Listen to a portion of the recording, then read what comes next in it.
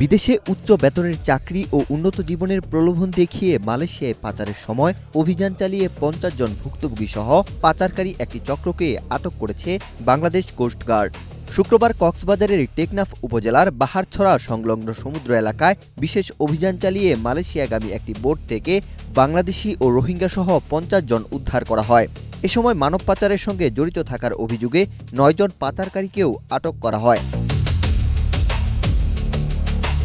সাগরপথে মানব পাচার রোধে কোস্টগার্ডের নিয়মিত নজরদারির অংশ হিসেবে গোপন সংবাদের ভিত্তিতে ৫ জুন সন্ধ্যা ৬টা থেকে মধ্যরাত ১২টা পর্যন্ত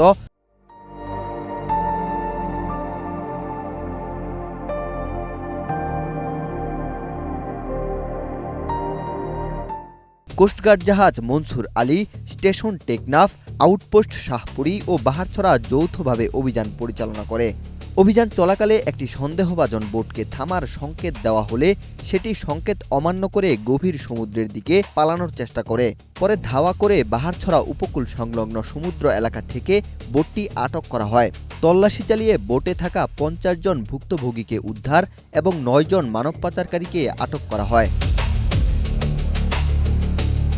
উদ্ধারকৃত ভুক্তভোগী, আটক বোট এবং মানব পাচারকারীদের বিরুদ্ধে আইনানুগ ব্যবস্থা গ্রহণের কার্যক্রম চলমান রয়েছে বলে জানিয়েছে কোস্টগার্ড। সাগরপথে মালয়েশিয়া সহ বিভিন্ন দেশে পাচারের পরিকল্পনা করছিল।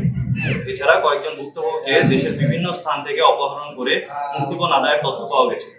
উদ্ধারকৃত ভুক্তভোগী, আটক বোট ও মানব পাচারকারীদের বিরুদ্ধে আইনানুগ ব্যবস্থা গ্রহণের কার্যক্রম প্রক্রিয়াধীন রয়েছে। মানব পাচার রোধে কোস্টগার্ড ভবিষ্যতেও এ ধরনের অভিযান অব্যাহত রাখবে। উদ্ধারকৃতদের জিজ্ঞাসাবাদে জানা যায়, সংঘবদ্ধ পাচারকারী চক্র বিদেশে উচ্চ বেতনের চাকরি ও উন্নত জীবনের প্রলোভন দেখিয়ে বাংলাদেশি ও রোহিঙ্গা নাগরিকদের টেকনাফে নিয়ে আসে। পরে তাদের গোপন আস্তানায় আটকে রেখে নির্যাতন ও মুক্তিপণ আদায় করা হতো। পাচারকারীরা তাদের সাগরপথে মালয়েশিয়া সহ বিভিন্ন দেশে পাচারের পরিকল্পনা করছিল।